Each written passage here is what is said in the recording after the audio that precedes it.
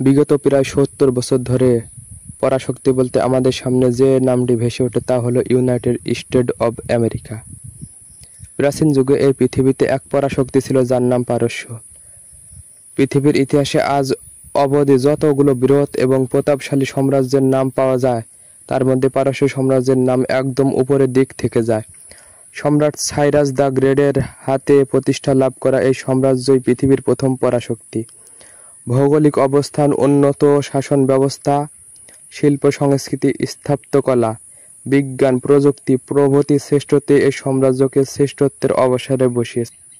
পারস্য উপসাগরের উপকূল ঘেঁষে উত্তর পশ্চিম এবং দক্ষিণ পূর্ব কোণে বরাবর সগৌরবে দাঁড়িয়ে রয়েছে জাগ্রস পর্বতমালা।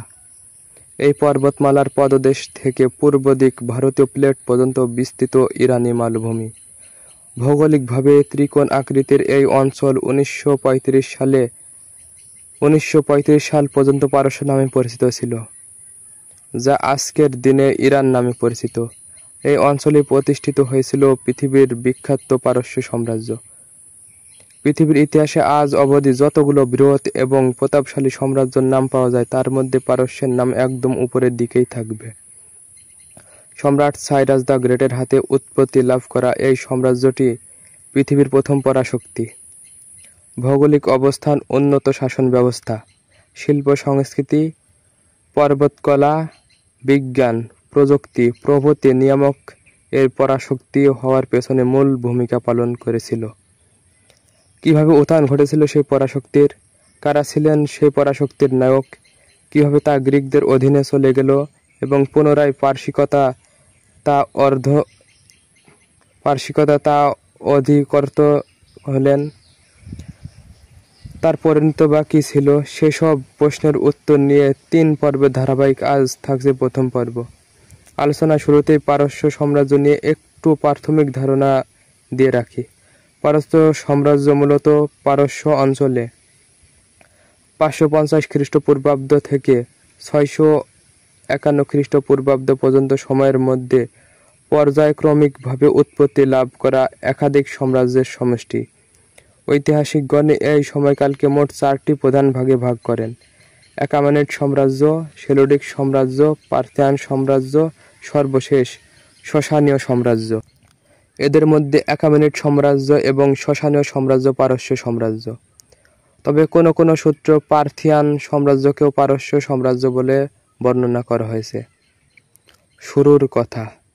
সুবিন্যস্ত ইরানি মালভূমিতে প্রায় 1000 খ্রিস্টপূর্বাব্দেও বেশি সময় থেকে বিভিন্ন অর্ধযাবর গোষ্ঠী বসবাস করত, যারা গরু, ছাগল, ভেড়া প্রভৃতি চড়াত। এরকম এক গোষ্ঠীর প্রধান ছিলেন দ্বিতীয় সাইরাস, ইতিহাসে যিনি সাইরাস দ্য গ্রেট নামে পরিচিত। 550 খ্রিস্টপূর্বাব্দে তিনি এই অঞ্চলে বিভিন্ন গোত্রকে একত্র করতে সক্ষম হন এবং পারস্যের উত্তরাংশে অবস্থিত শক্তিশালী মেদেশ রাজ্য জয় করেন। মেদেশ ছিল তার নানা অ্যাস্ট্রিয়াজেকের রাজ্য, যার রাজধানী ছিল একবাটানা।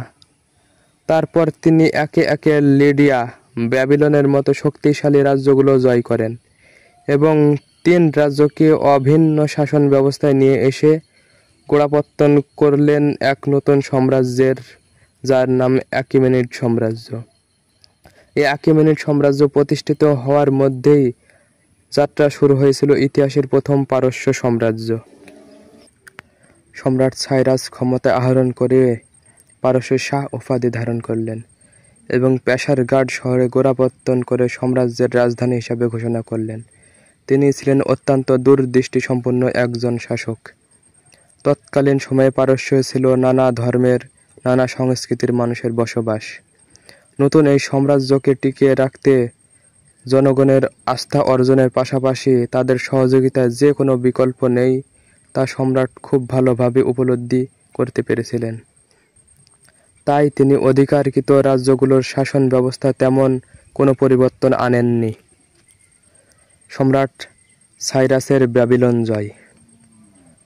559 খ্রিস্টপূর্বাব্দে সাইরাস ব্যাবিলন জয় করেছিলেন। ওপিস নামক জায়গায় তার বাহিনী ব্যাবিলনীয় সৈন্যবাহিনীর মুখোমুখি হয় এবং তাদের পরাজিত করে। পরাজয়ের সংবাদ শুনে রাজা নবনিডাস শহর ছেড়ে পালিয়ে গেলেন। সাইরাস তার সেবক এবং গুতিয়ানের গভর্নর উগবাসকে ব্যাবিলনে পাঠাতেন তা দখল করার জন্য।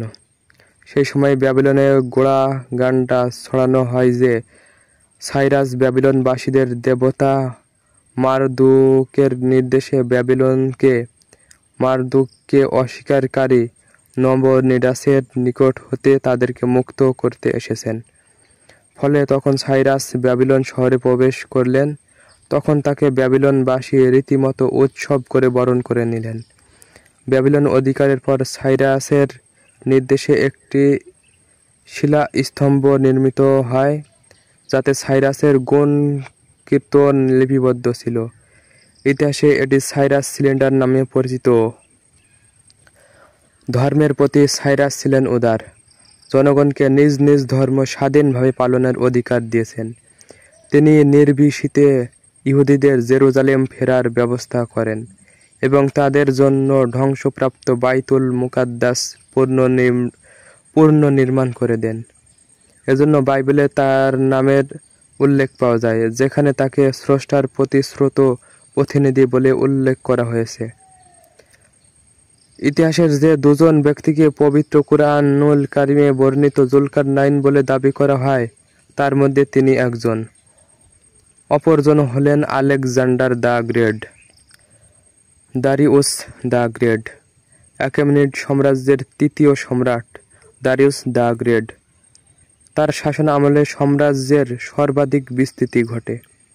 এ সময় এটি মধ্যে এশিয়া সহ উত্তরে বলকান উপদ্বীপ, রোমানিয়া, বুলগেরিয়া, ইউক্রেন, পশ্চিমে লিবিয়া, মিশর এবং পূর্বে ভারত পর্যন্ত বিস্তৃত ছিল। মানব সভ্যতার ইতিহাসে গুরুত্বপূর্ণ তিনটি সভ্যতার যথা মেসোপটেমিয়া সভ্যতা, নীল নদকে ঘিরে গড়ে ওঠা মিশরের সভ্যতা এবং সিন্ধু নদ অববাহিকায় সিন্ধু সভ্যতা, এই সাম্রাজ্যের অন্তর্ভুক্ত ছিল। 3 পার্সেপলিন নগরীয় গোড়াপত্তন করেন এবং আরামিক ভাষাকে দাপ্তরিক ভাষা হিসাবে ঘোষণা করেন। তিনি বিভিন্ন পরিমাপের একক নির্ধারণের পাশাপাশি বিভিন্ন মুদ্রাও চালু করেন। এ সময় পুরো পারস্য জুড়ে অসংখ্য রাস্তা নির্মিত হয়। পৃথিবীর ইতিহাসে পারসিকরাই প্রথম যারা এশিয়া, ইউরোপ এবং আফ্রিকার মাঝে সড়ক পথে যোগাযোগ ব্যবস্থা করতে সক্ষম হয়েছিল। পৃথিবীর প্রথম ডাক সেবা এবং তার হাত ধরে চালু হয়। এসব কারণে দারিউস দ্য গ্রেটকে পারস্য সাম্রাজ্যের সর্বশ্রেষ্ঠ শাসক হিসাবে গণ্য করা হয়। গ্রিক এবং পারস্যের যুদ্ধ। গ্রিস এবং পারস্যের মাঝে বিভিন্ন সময়ে অনেকগুলো যুদ্ধ সংঘটিত হয়েছিল। দারিউস দ্য গ্রেটের সময়ে সর্বপ্রথম যুদ্ধটি সংঘটিত হয়েছিল। এটি 490 খ্রিস্টপূর্বাব্দে এথেন্স থেকে 26 মাইল উত্তর-পূর্ব ম্যারাথন নামক জায়গায় সংঘটিত হয়েছিল, যা ইতিহাসে ব্যাটল অব ম্যারাথন নামে পরিচিত। যুদ্ধে পারসিকরা পরাজিত হয়। সেই যুদ্ধের ঠিক 10 বছর পর আরেকটি ইতিহাসখ্যাত যুদ্ধ হয়েছিল। সম্রাট জার্জিস তখন মসনদে। গ্রিসকে সম্রাটের অন্তর্ভুক্ত করে পিতার পরাজয়ের প্রতিশোধের উদ্দেশ্যে তিনি তার বিশাল সেনাবাহিনী এবং নৌবাহিনী নিয়ে গ্রিসে অভিমুখে যাত্রা করলেন। থার্মোপাইলি নামক জায়গায় গ্রিক এবং পারস্য বাহিনী মুখোমুখি হয়।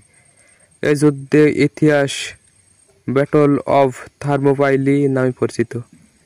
এই যুদ্ধে নিওলিডাসের নেতৃত্বে স্পার্টান যোদ্ধাদের বীরত্ব ইতিহাস চিরস্মরণীয় হয়ে আছে। পারসিক ধর্ম। পারস্য সাম্রাজ্যের প্রধান ধর্ম ছিল জরথুস্ত্রবাদ। জরথুস্ত্র বা জরোয়েটাস এই ধর্মের প্রবক্তা। খ্রিস্টপূর্বাব্দ আনুমানিক 1500 থেকে 500 এর মধ্যবর্তী কোন এক সময় ছিল জরথুস্ত্রের জীবনকাল। সসানীয়দের আমলে ধর্মটি ব্যাপকতা লাভ করে। আরোহা মাজদা হলো এই ধর্মের সর্বোচ্চ দেবতা। ঈশ্বরবাদী এই ধর্মমতে মহান জরথুস্ত্র ঈশ্বর কৃতজ্ঞ প্রেরিত একজন বার্তাবাহক, যিনি মানুষের নিকট ঈশ্বরের বাণী পৌঁছেছেন। জরথুস্ত্র তখন অনুসারীদের অনেক দেবতার উপাসনা না করে এক দেবতা আহোরা মাজদার উপাসনায় শিক্ষা দেন। শাসন ব্যবস্থা। আকামেনিডের শাসন ব্যবস্থা ছিল অত্যন্ত সময় উপযোগী। প্রশাসনিক সুবিধার্থে সাইরাস দ্য গ্রেটের সময়ে পুরো সাম্রাজ্য 26টি এবং দারায়ুস দ্য গ্রেটের সময়ে 36টি প্রদেশে বিভক্ত ছিল। প্রত্যেক প্রদেশে শাসনের জন্য একজন করে গভর্নর নিযুক্ত হতেন।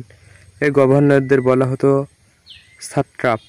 সাট্রাপরা কর আদায়, আইন শৃঙ্খলা রক্ষা, বিচারিক কার্যক্রম পরিচালনা প্রভৃতির দায়িত্ব পালন করতেন।